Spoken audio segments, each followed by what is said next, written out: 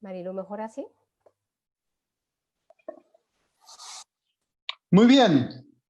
Buenas tardes a todos los que nos acompañan esta tarde en este que es el primero de una serie de webinars organizados por el Consejo de la Prensa Peruana y UNICEF para poder discutir sobre temas muy importantes, por supuesto, relacionados a la situación de pandemia que estamos viviendo en el país y en el mundo, y sobre todo para compartir con las distintas audiencias que nos escuchan esta tarde recomendaciones y consejos sobre cómo seguir adelante en esta situación complicada donde se necesita, digamos, que cada uno de nosotros tenga mucho cuidado y mucha responsabilidad en cómo se comporta. Hablamos aquí de, por supuesto, niños, adolescentes, adultos y ciudadanos en general.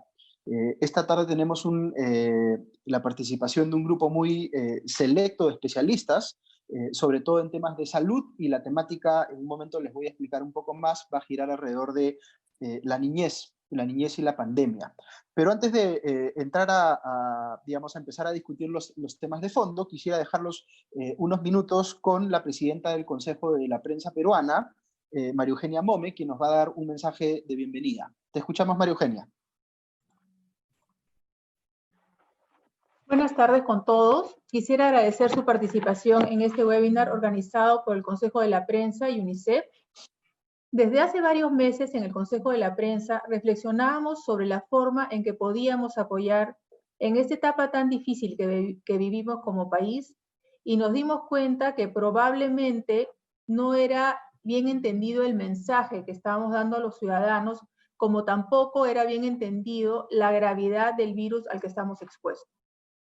Buscamos a UNICEF, quienes muy gentilmente decidieron acompañarnos, y de manera conjunta estamos iniciando esta campaña a nivel nacional, Sigamos Cuidándonos, la cual estimule la protección de la ciudadanía y se ejerzan correctas formas de autocuidado. El día de hoy, este conversatorio trata sobre el tema Retomando la calle y cómo debemos proteger a nuestros hijos pequeños en sus salidas al parque, uso del transporte, visitas a familiares. Para ello, cedo la palabra a Augusto Townsend para que se inicie ya el primer panel. Muchísimas gracias.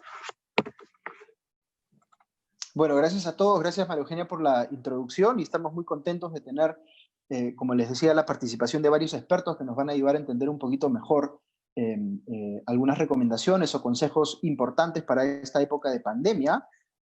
Vamos a tener primero una primera mesa en la que van a participar Patricia García. Patricia ha sido ministra y es una muy conocida epidemióloga, ¿cierto?, en el Perú, que tiene, digamos, mucho que aportar para entender mejor cómo funciona una epidemia y cómo nos tenemos que proteger frente a ella.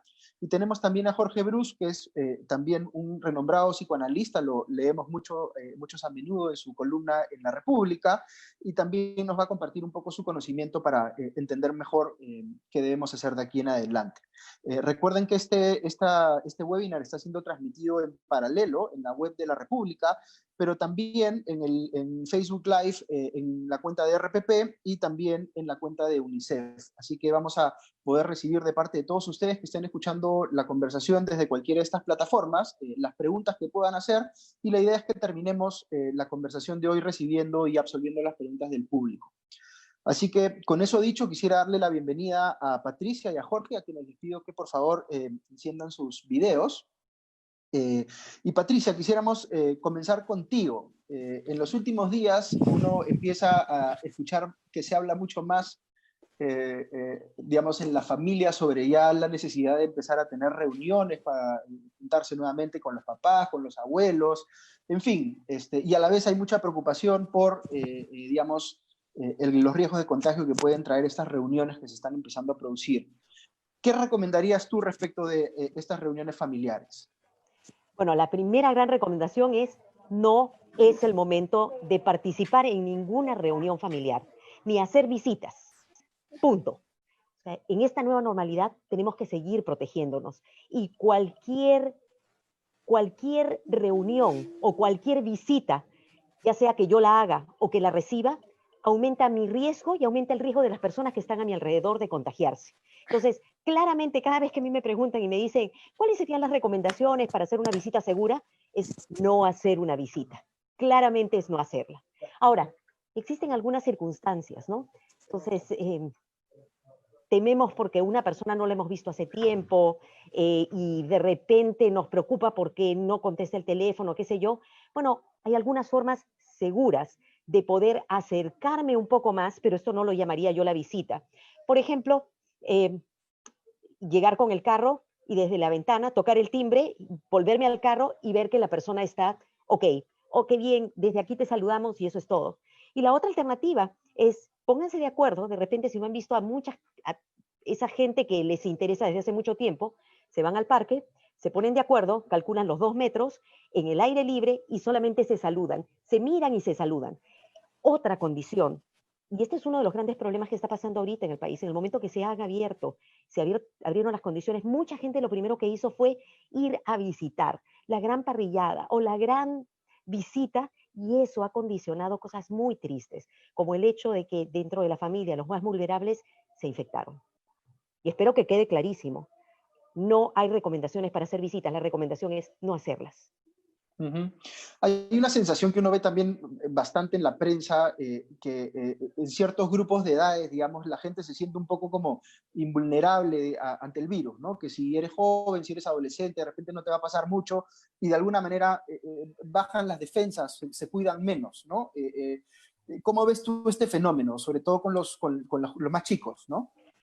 Ay, bueno, lo que estamos viendo en realidad, y esto ya lo han visto en otros países también, es que comenzamos a ver a más gente más joven que se está infectando. Y esto es casi una ruleta rusa. O sea, puedo creer que porque soy joven tengo las defensas y tengo un sistema fantástico, pero lo que estamos viendo es que inclusive gente joven, porque no lo sabe y su sistema inmune no es perfecto, está terminando gravemente enfermo y algunos incluso falleciendo.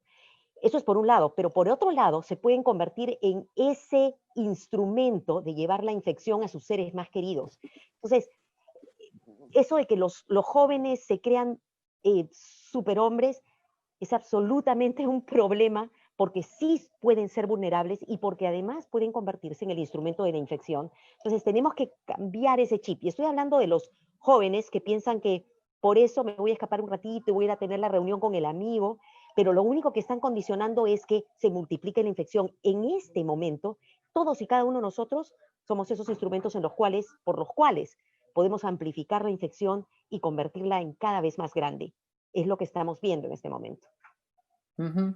Jorge, quería empezar contigo preguntándote sobre el tema de la salud mental, que es otro asunto que se viene discutiendo mucho en estos días, ¿no? Esta situación de confinamiento, de aislamiento que, como dice bien Patricia, es inevitable, sin duda tiene una afectación importante, digamos, en las personas, ¿no? Y me imagino que esa afectación debe ser distinta, presumo, dependiendo de las edades, ¿no? Uno ve a los niños que están tan acostumbrados al juego, a estar en la calle, a jugar, ¿no es cierto? Que de alguna manera se ven afectados por este confinamiento al que se han visto expuestos. ¿Qué es importante entender sobre la salud mental en la situación en la que estamos viviendo?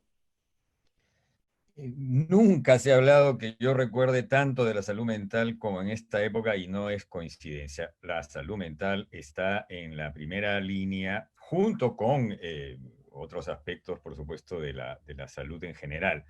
En ese sentido es una buena y una mala noticia, ¿no? Porque la salud mental siempre ha sido la última rueda del coche y ahora nos queda clarísimo que es fundamental. Por ejemplo, para tolerar la incertidumbre, la angustia que genera esta situación. Esto afecta a todos por igual, pero por supuesto cada quien lo procesa según su nivel de capacidad. Para los niños es particularmente difícil porque los psicoanalistas, hemos tenido webinars así como este con psicoanalistas del mundo entero y todos nos preguntamos qué secuelas va a dejar esto en los niños años después, ¿no? Y nadie lo sabe con certeza, como tantas cosas que no se saben de este virus y de esta pandemia. Pero, por lo tanto, ¿qué se puede hacer al respecto? La palabra clave es contención. Contener a los niños para que cumplan las reglas, ¿no es cierto? No ir a más de 500 metros de su casa, no salir más de una hora, ir, como decía Patricia, únicamente a lugares ventilados, aireados, jugar un rato, salir, porque claramente los niños están, y además estamos hablando de un país con una diversidad de situaciones extremas. No es lo mismo vivir en una casa con varias habitaciones que vivir todos hacinados y confinados en un solo espacio en donde incluso hasta hay colecho. O sea, gente que duerme en el mismo lecho, ¿no? No es lo mismo poder tener un carro, como mencionaba Patricia, que tener que usar transporte público. En fin, sabemos muy bien lo compleja que es la diversidad en nuestro país. Pero efectivamente hay que estar muy pendientes de contener a los niños emocionalmente. ¿Qué significa esto?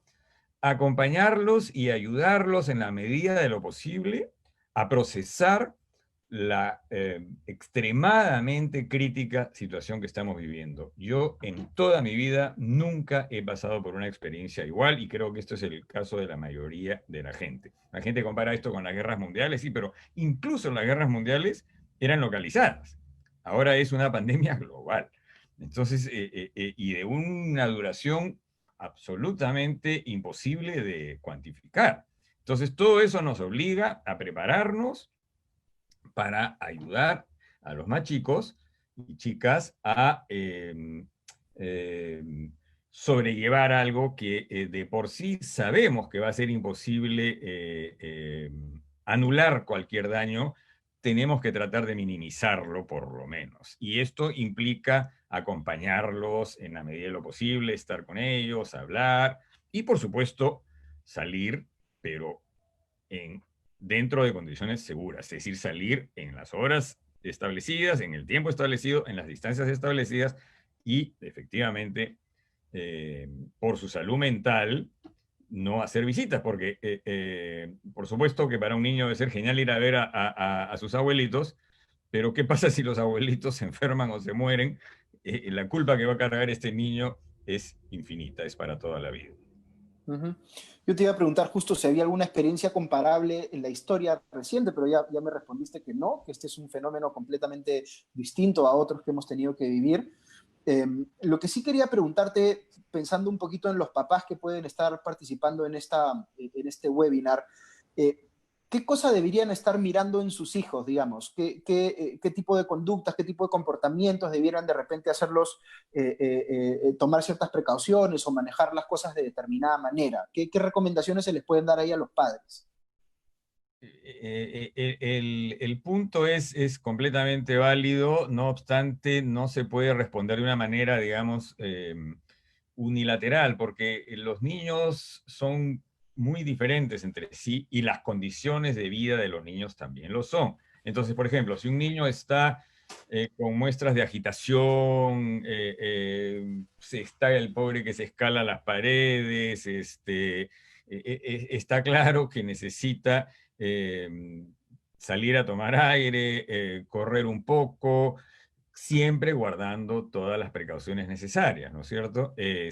O por el contrario, hay niños que se ponen introvertidos, que se deprimen, que se encogen, y esos niños más bien hay que ir en pos de ellos. Y entre estos dos extremos vas a encontrar una diversidad de situaciones. Entonces ahí hay que apelar a la sensibilidad, al sentido común de las personas encargadas de estos niños, pero también recomendarles, si es posible, que busquen ayuda. Ahora hay muchas líneas de ayuda gratuita. Por supuesto, si hay alguien que puede permitirse buscar una ayuda profesional remunerada en buena hora, pero entendemos que en este país, en nuestro país, esta es una minoría. Entonces estoy pensando en la mayoría de la gente que no tiene estas posibilidades, acudir a alguna línea si es que es indispensable para encontrar fórmulas sencillas de qué hacer al respecto, pero estar pendientes sí de los niños, eh, porque si bien es cierto que esto va a dejar secuelas y que no sabemos cuáles serán, también es cierto que la situación ya los está afectando en este momento, digamos, ¿no? El asunto, para hablarlo con todas sus letras, es que esta es una situación traumática. Pero lo traumático, propiamente dicho, lo vamos a comprender solo dentro de un tiempo. Porque los niños, ¿qué pasa? Cuando viven una situación que no pueden comprender, y esta es una situación que los niños pequeños no pueden comprender, lo que hacen es simplemente adaptarse como puedan, encapsular la experiencia y muchos años después esta experiencia como una de esas minas que quedan después de las guerras, estalla, ¿no? Pero eso ya lo veremos en su momento. Cuando lleguemos a ese río, cruzaremos el puente. Por el momento, entonces, contenerlos, acompañarlos, estar atentos, si es preciso, buscar ayuda. Patricia, queda claro, digamos, que la recomendación principal es abstenerse de cualquier salida, visita, como tú decías, pero sí quisiera preguntarte, dentro de lo poco que sí se puede hacer, ¿qué se puede recomendar que es más o menos seguro para los niños? O sea, ¿qué tipo de actividades sí podrían hacerse sin incurrir en un riesgo mayor?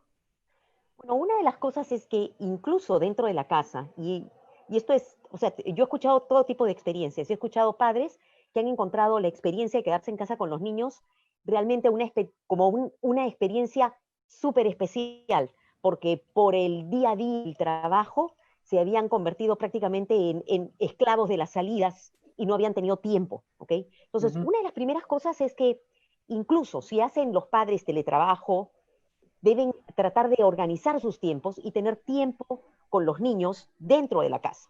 O sea, es esa oportunidad que están teniendo de jugar, de transformar la casa en un castillo, de tener espacios, yo creo que va a ser importante y de ir discutiendo también qué es lo que está pasando y por qué no se sale. Eso es uno.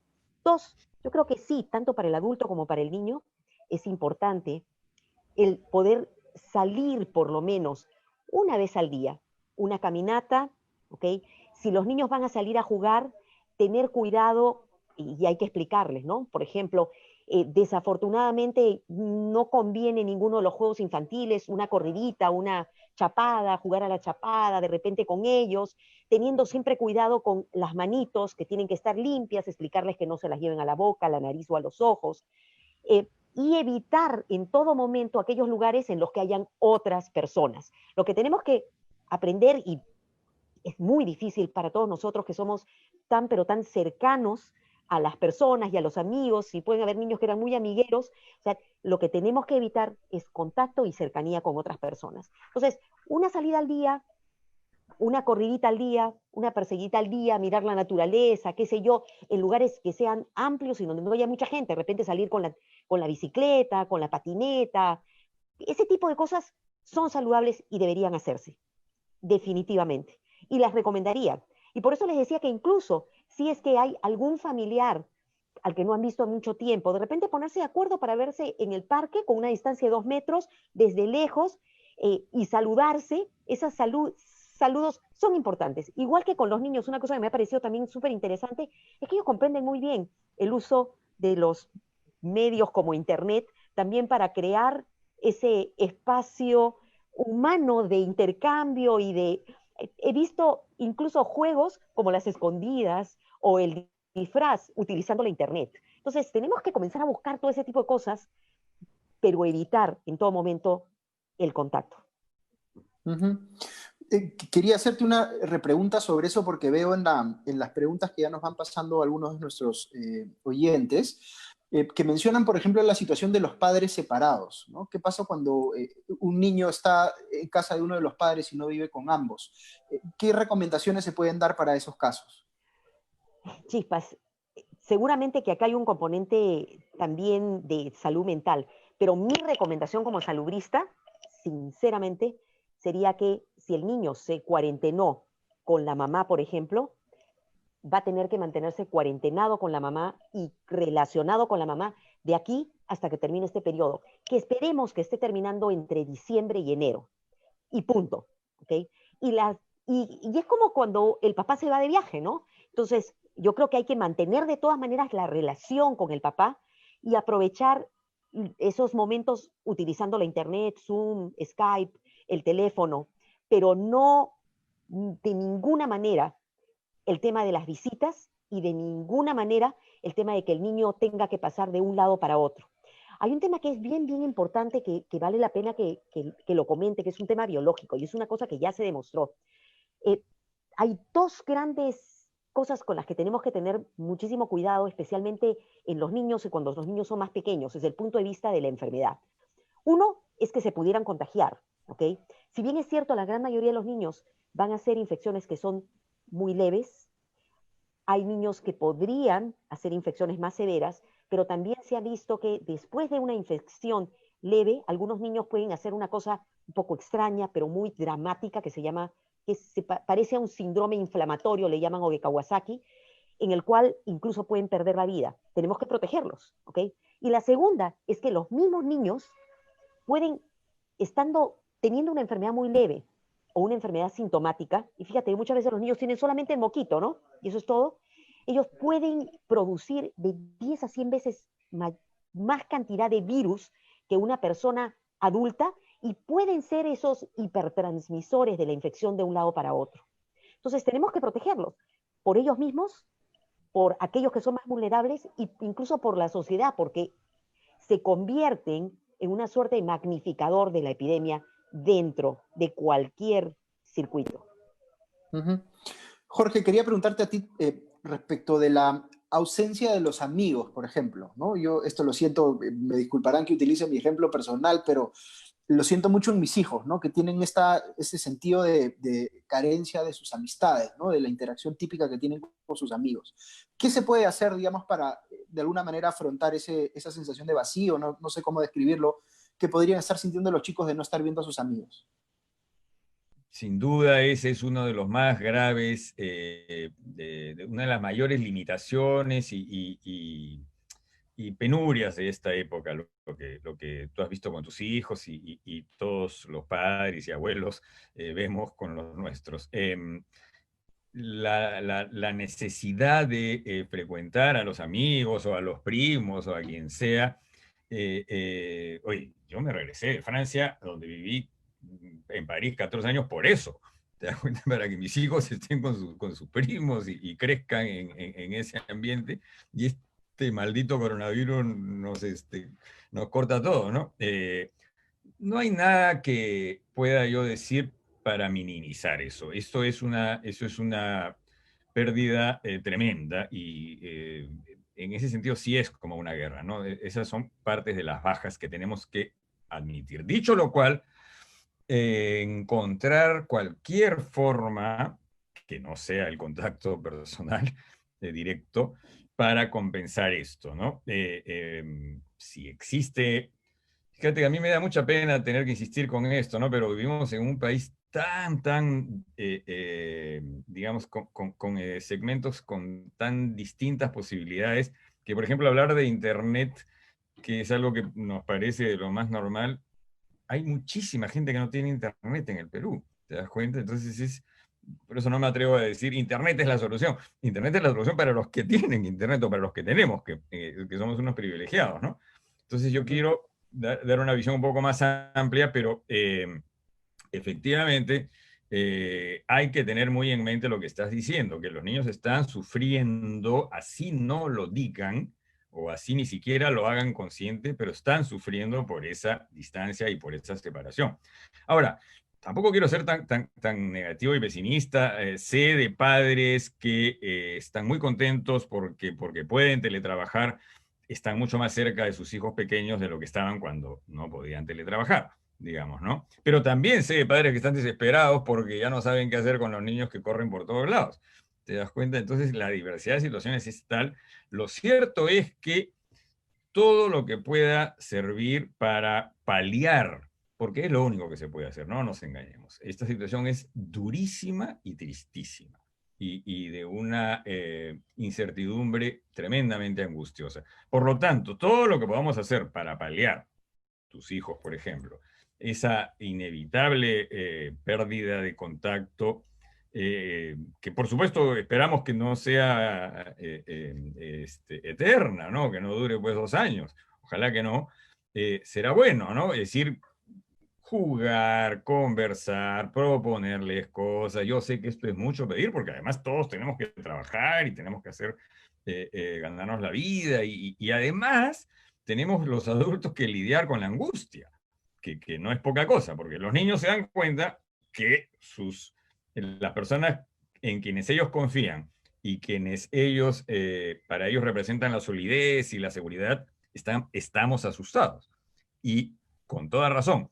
Entonces ahí hay unas ecuaciones bien complejas, pero en la medida de lo posible, digamos, nos toca ser fuertes para ellos y tratar de apoyarlos en todo lo que se pueda.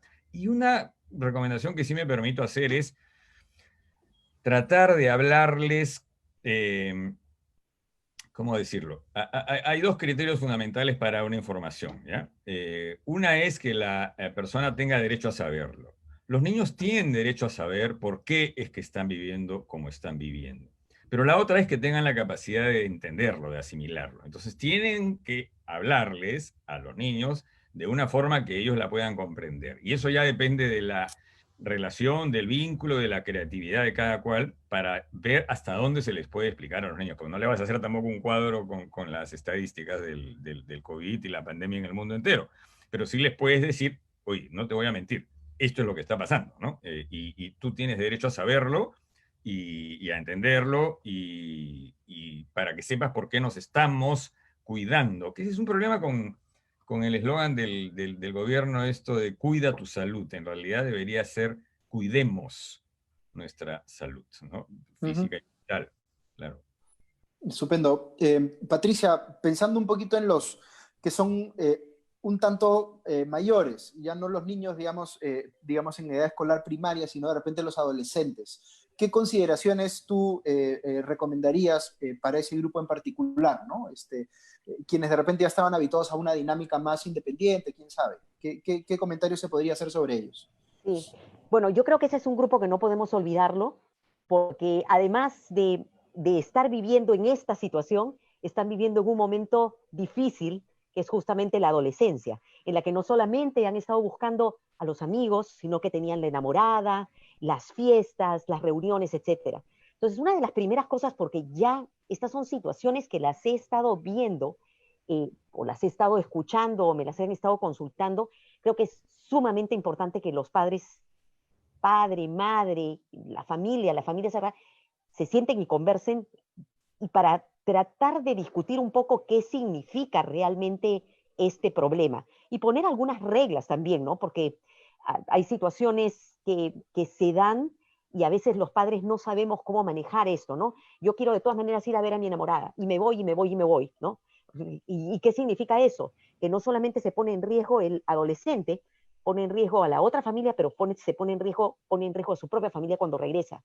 Entonces, una de las situaciones, y te comento, ¿no? que las he visto es que en una circunstancia como esa, un adolescente se escapa para ir a ver a la enamorada, regresa y después se enteran que en la familia de la enamorada una persona estaba infectada y finalmente, por esas cosas del destino, el abuelo que vivía con la familia se enferma y fallece. Y uno de los comentarios que hacía Jorge, ¿no? Eso, o sea, este muchacho ahora, o sea, vive con la carga esa de es mi gran culpa. ¿Okay? Puede ser un ejemplo muy doloroso, pero ese tipo de cosas están sucediendo y debemos tratar de ponerlas, discutirlas, porque no deberían pasar. Entonces, eso de que un ratito me voy y mira, ¿sabes qué? Amor de lejos, podemos hacerlo, ya sea por los que no tienen internet, por teléfono, o de repente, como decía, si no tienes internet, bueno, en el parque abierto y a 1 o 2 metros para por lo menos decirte hola. Desafortunadamente tenemos que tomar en consideración y tenemos que conversar estas cosas porque son críticas. Es una pena que aquí en el país no hayamos trabajado comunicación de riesgo para discutir, así como es el mensaje y todas estas situaciones. Yo veía en España, han hecho varias campañas, o están haciendo varias campañas a raíz de la segunda ola, recién ahora, pues se han dado cuenta de las cosas que están pasando. Y por ejemplo, una de estos mensajes que a mí me ha impactado, por ejemplo, es que toda la familia feliz va a visitar, toca la puerta y los ves a todos con las mascaritas, todos protegidos, hasta pisando su trapito con lejía antes de entrar a la casa y está el abuelo. Entonces todo el mundo entra, primero saluda así, después pierden el codito y ya comienzan a abrazar, cantan Happy Birthday, y el abuelo y le entregan el regalo. Y en el momento que se abre el regalo, lo que tenían en la caja era un tubo de los de ventilador y en la imagen siguiente lo ves al abuelo en cuidados intensivos.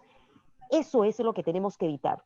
Y lo tenemos que evitar con nuestro comportamiento y nuestros actos, ya sea como familia, no visitando, ya sea dentro de nuestro núcleo, no visitando a los amigos, conversando con los más jóvenes para que entiendan que esto es un riesgo importante, bueno, y nuevamente teniendo en cuenta que los más jóvenes si bien es cierto, posiblemente no hagan enfermedad grave, podrían hacerla, y si no, podrían ser estos multiplicadores de infección.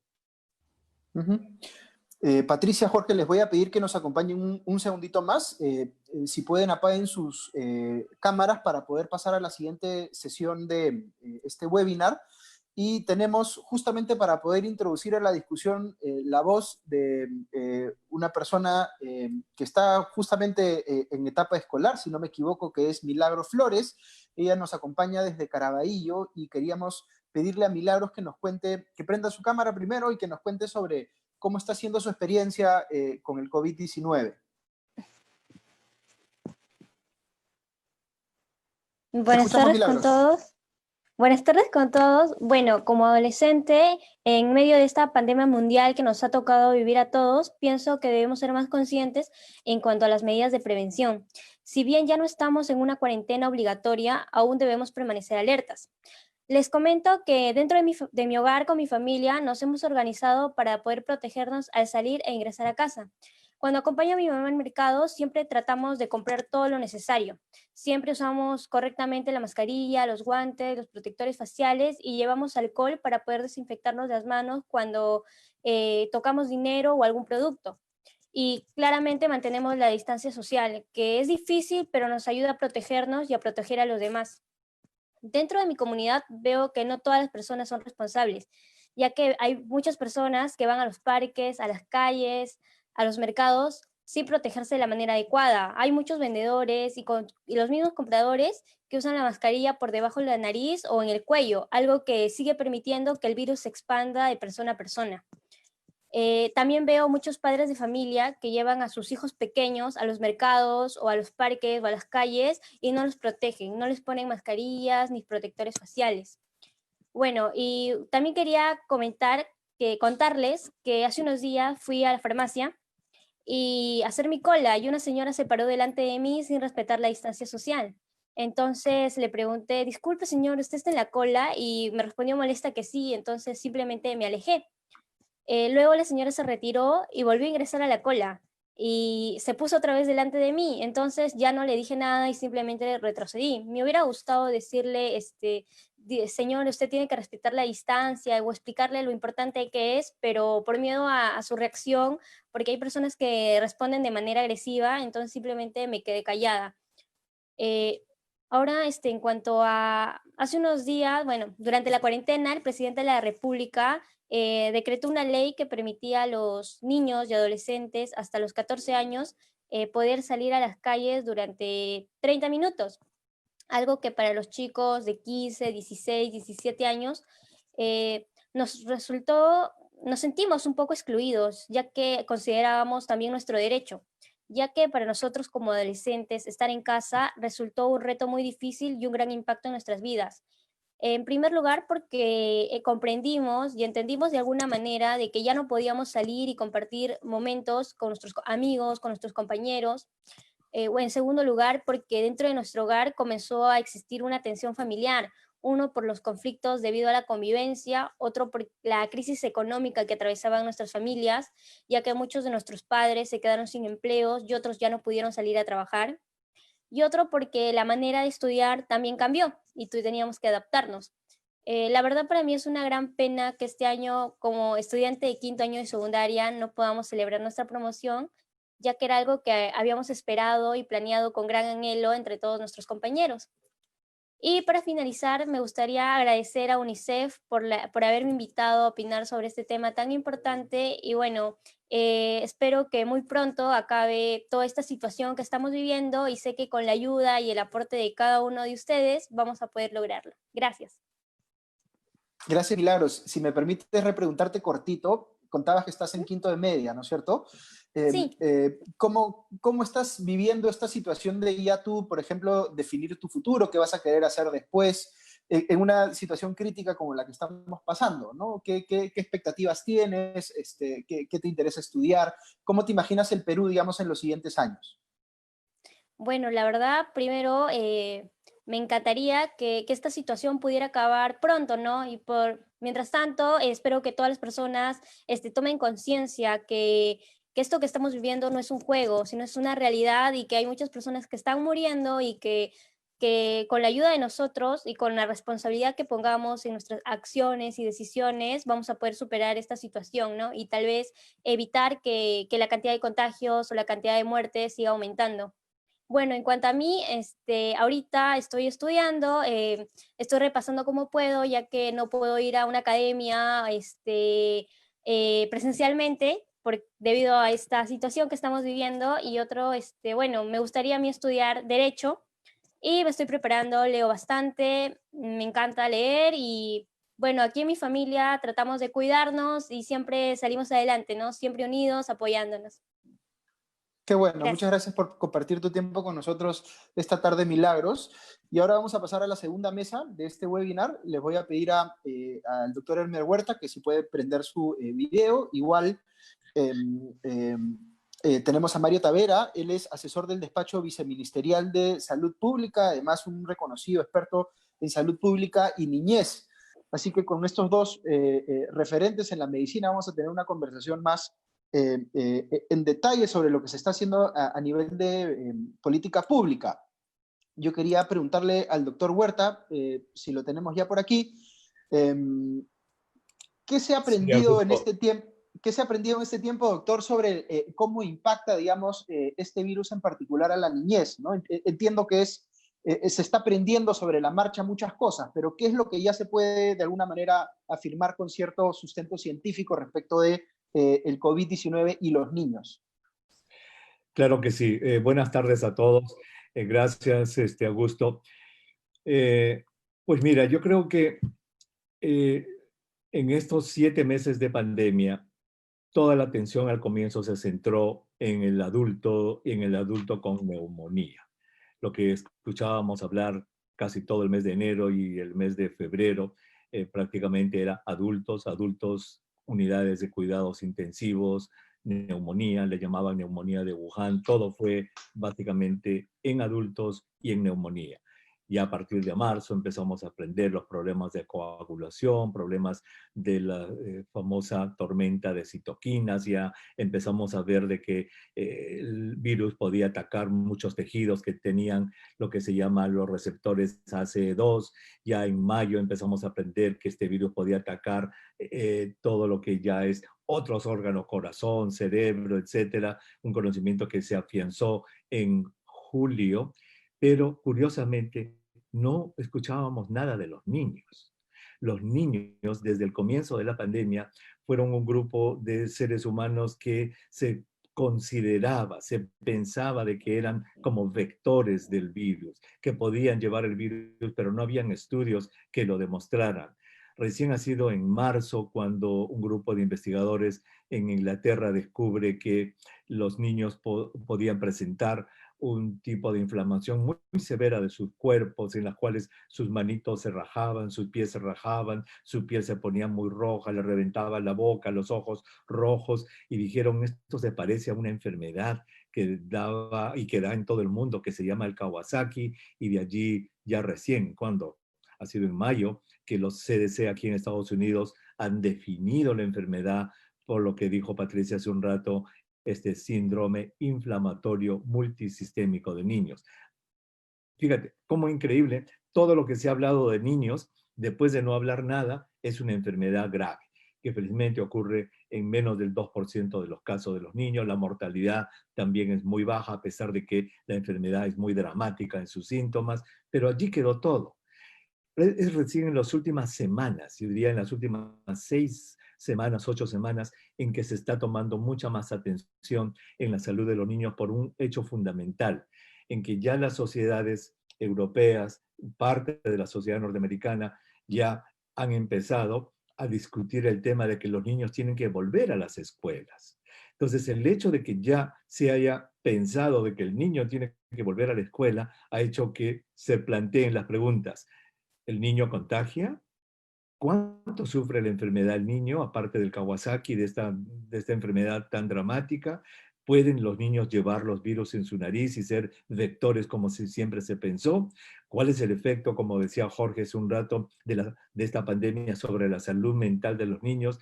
De tal modo que es recién, digamos, en el cuarto, quizá en el quinto mes de la pandemia, en que han empezado a estudiarse con más atención a los niños.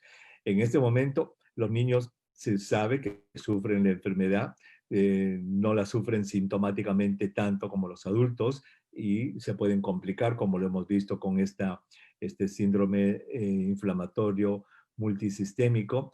Y los niños, como mencionó Patricia también, este es un estudio que salió hace una semana, tienen de 10 a 100 veces más virus en su sistema respiratorio que los niños mayores o los adultos, lo que teóricamente los haría vectores, los haría como supercontagiadores en la casa. Ese eslabón todavía no ha sido estudiado, porque una cosa es que lleven los virus, que tengan 10 a 100 veces más virus, pero por lo que se ha visto, por ejemplo, no hay brotes que hayan sido empezados por niños. Todavía no se ha descrito eso. Eso estoy seguro que va a aparecer en las próximas semanas.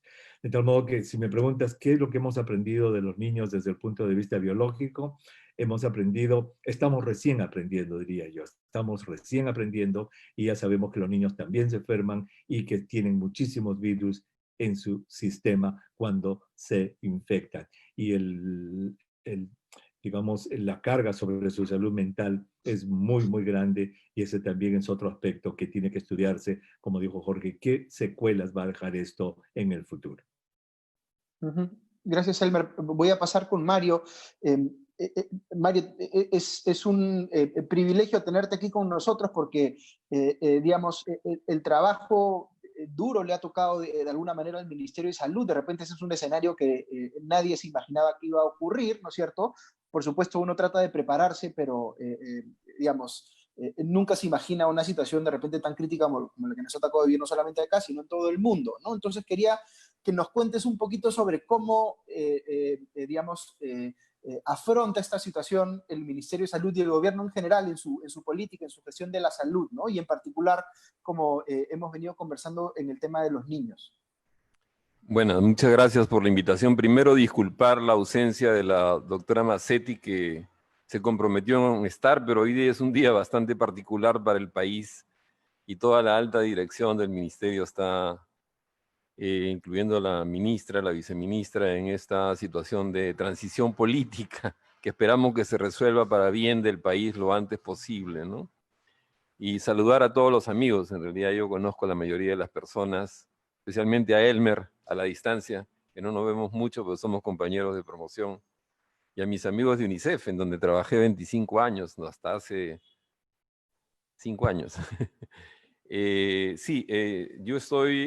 Yo vine acá en el mes de febrero, por el tema de salud infantil, en particular por el tema de anemia infantil.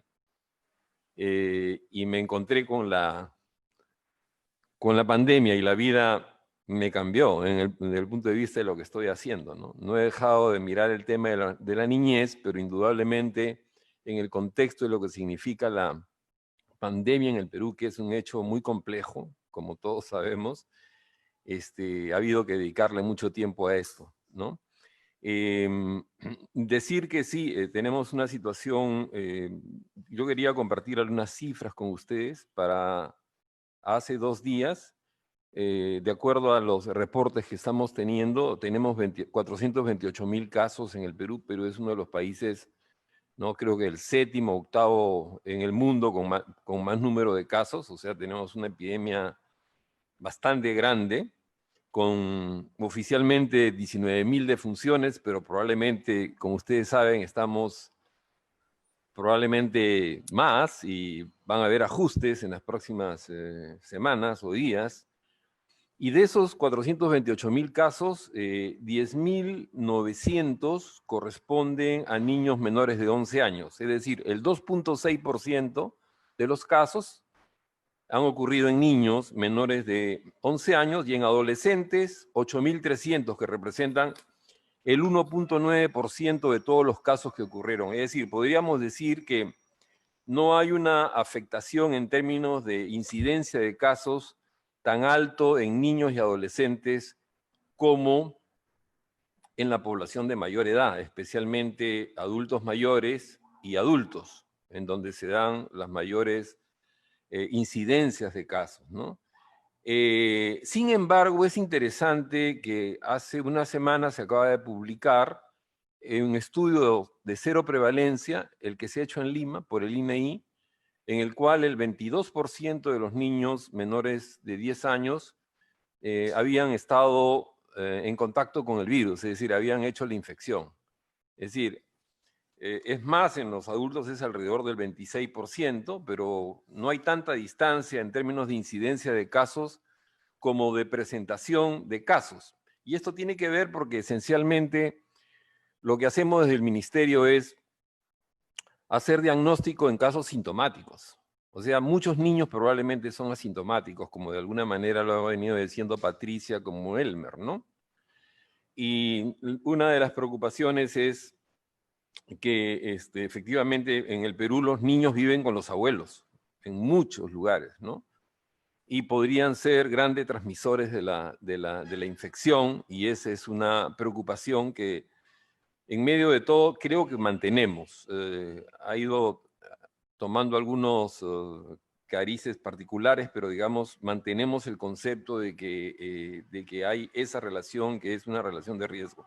El número de defunciones tampoco es alto. Tenemos 78 defunciones en menores de 18 años, de los cuales 54, estamos hablando entonces de las 19.000 defunciones, 54 ocurrieron en niños menores de 0 a 11 años, 2 en menores de 1 año, y 24 en adolescentes, lo cual representa más o menos que un 0.4% de todas las defunciones ocurrieron en este grupo etario.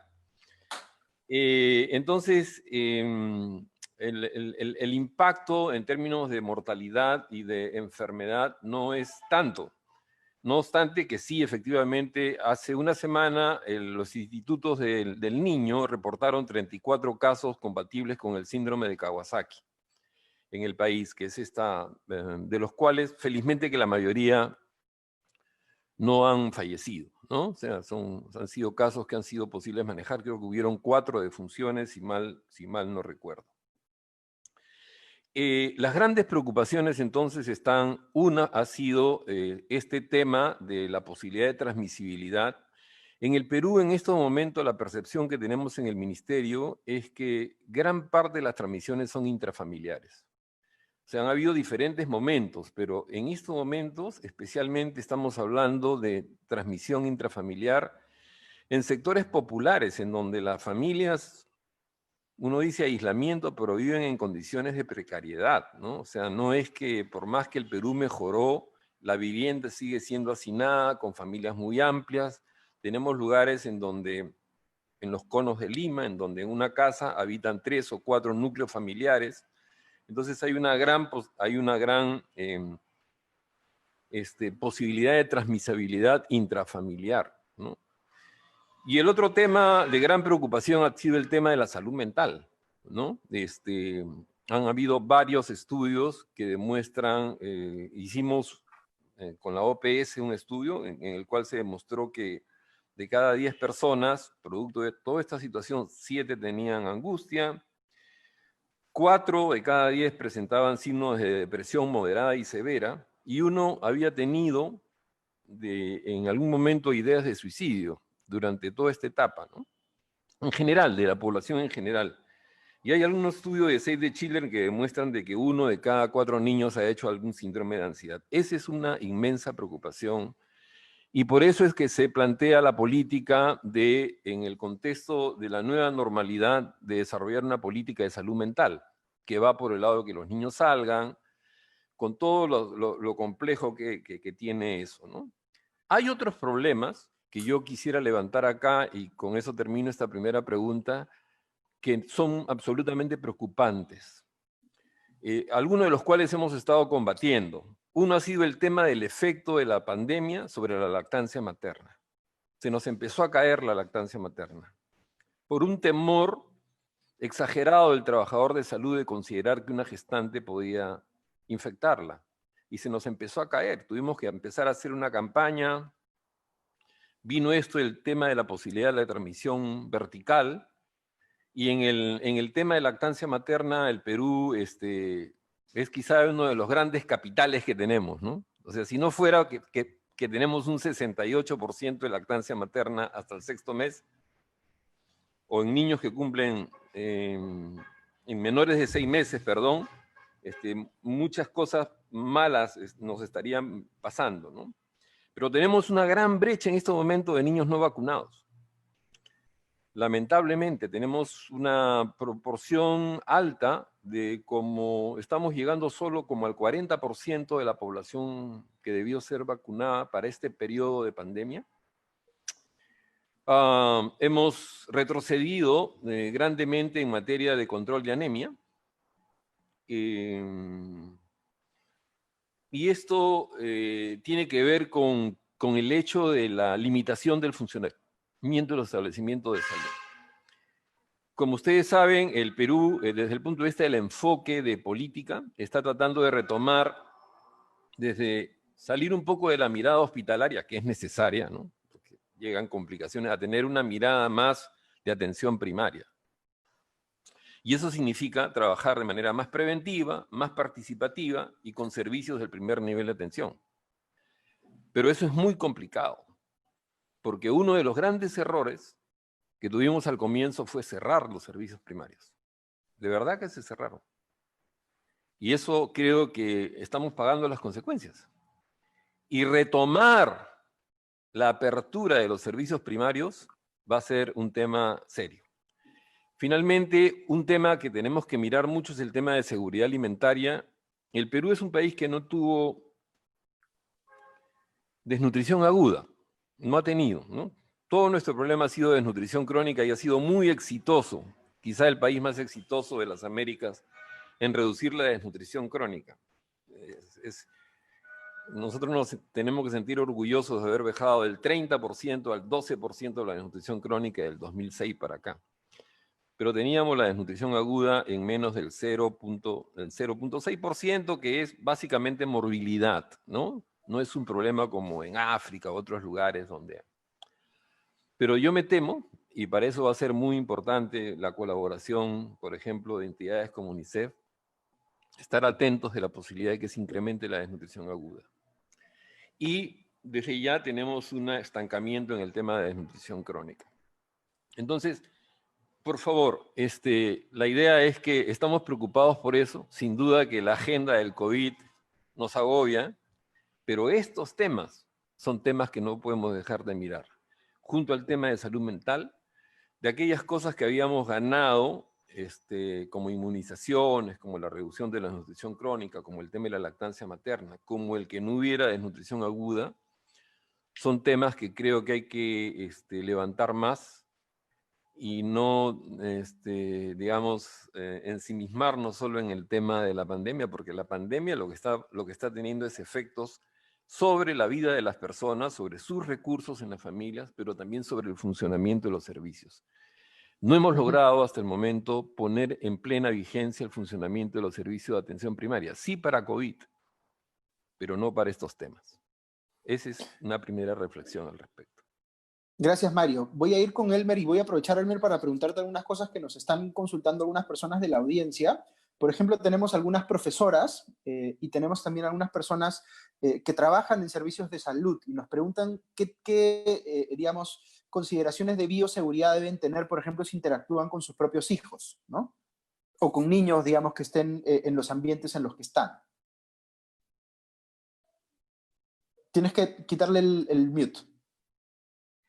Gracias. Ese es un tema que se está discutiendo muchísimo, obviamente, en todas partes, y el CDC aquí en Estados Unidos tiene guías más o menos precisas para cómo entrar en las clases, etcétera. Esas guías están en español, estoy seguro que están siendo consultadas también por el ministerio, y quizás Mario pueda dar un poco más de luz al respecto, qué es lo que están planificando en esto. Pero en general, sabiendo que este es un virus que se contagia de persona a persona cuando las personas están cerca, a menos de 1 metro de distancia, y la nariz y la boca están al descubierto, entonces, en general, lo que se tiene que informar a los profesores, a las profesoras, a los padres de familia, a todos, es este modo de transmisión del virus. Y de allí vienen las dos básicas medidas de prevención, que es el uso de la mascarilla que cubra nariz y boca bien cubiertas y la distancia.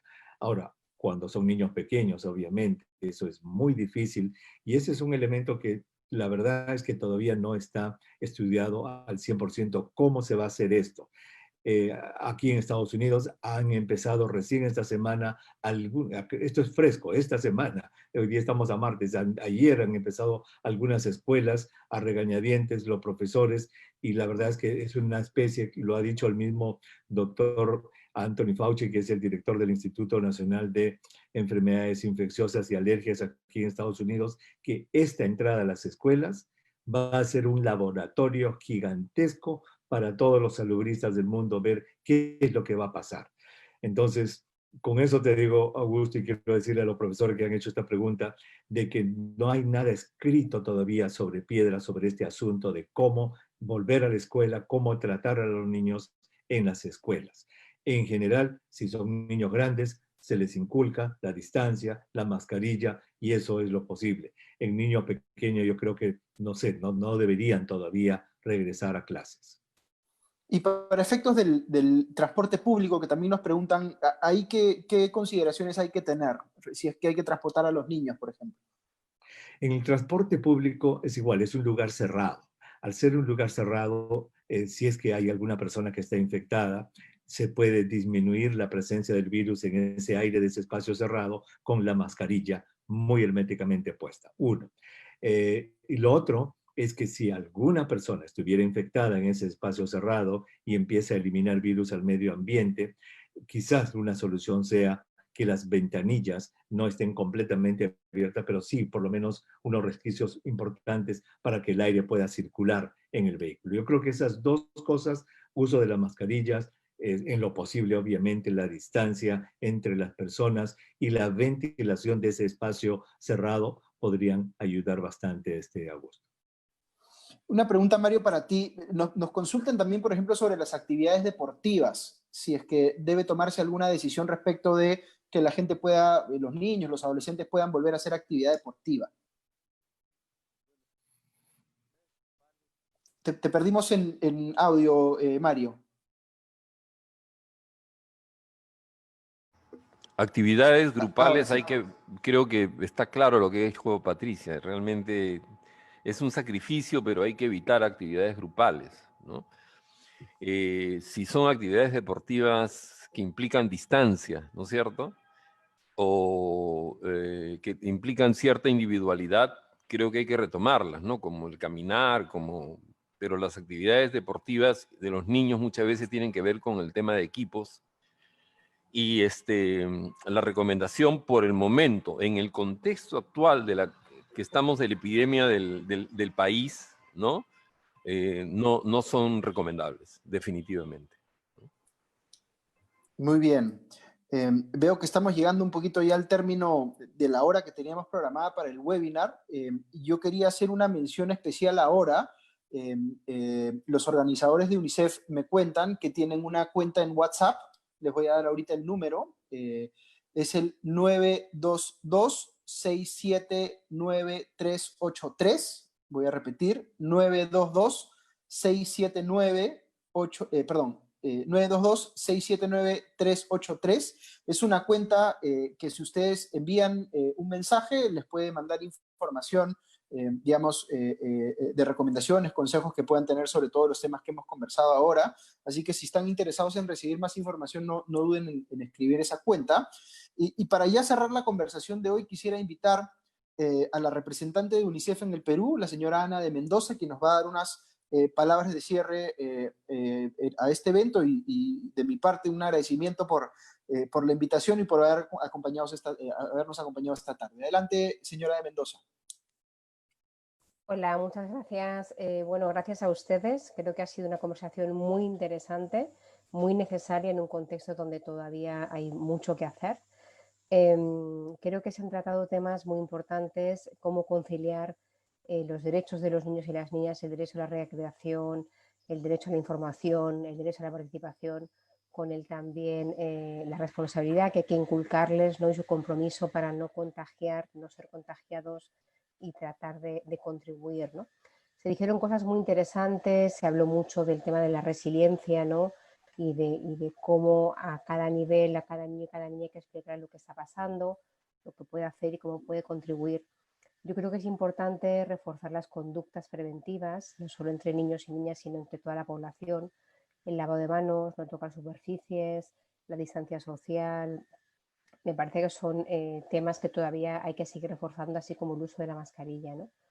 Y bueno, creo que este esfuerzo que estamos haciendo conjuntamente es muy útil justamente para poder reforzar las conductas que previenen y que vamos a conseguir así que Perú esté libre de virus en un tiempo razonable, ¿no? Pero hay que tratar de que niños, niñas y adolescentes sean también parte de ese proceso, ¿no? Entonces yo creo que explicarles, que puedan participar, que puedan tener ese derecho a recrearse, ¿no? También incluir a los adolescentes, lo decía antes la adolescente que nos hablaba, me parece importante que niños y niñas de 14 en adelante también puedan tener esos espacios, ¿no? Y como decía una de las colegas que habló al inicio, el poder explicar el por qué los cuidados en las visitas y en el mantenimiento de relaciones con amigos y amigas, que son fundamentales, pero hay que tener las precauciones del caso. Así que, bueno, muchas gracias. Les recuerdo el número que decía Augusto, 922-679-383, para aquellos y aquellas que quieran recibir un resumen de este Facebook Live que hemos grabado hoy. Gracias, Augusto. Gracias, Ana, y gracias también a nuestros panelistas, a Patricia, a Jorge, a Milagros, a Elmer y a Mario, y por supuesto también a UNICEF y al Consejo de la Prensa Peruana por habilitarnos este espacio para tener esta conversación tan importante. Y solamente quería avisarles que el jueves a esta misma hora, el jueves a las 5, tenemos un segundo webinar que va a tratar sobre la escuela, sobre temas vinculados a la educación y el COVID. Así que también los esperamos en caso quieran participar en ese segundo webinar. Eso es todo por hoy. Buenas noches, que estén todos muy bien y ya nos escuchamos pronto. Gracias. Muchas gracias.